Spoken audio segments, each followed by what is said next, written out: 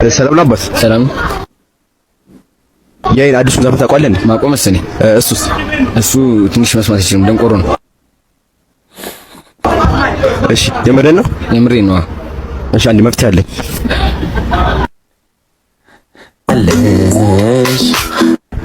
ጆሮ ይሰማ። የምሬን ነው።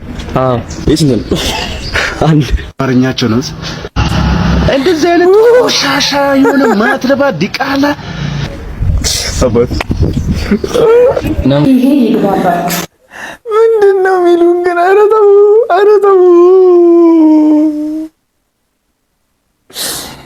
እኔም ቃል አንተ በሰው ስግጥና እንዴት ቃል ታጣለህ? እኔ አጣውቃል እውነት እነዚህን አሁን ታዝቤ ዝም ነው ማለት ምን አወራለሁ?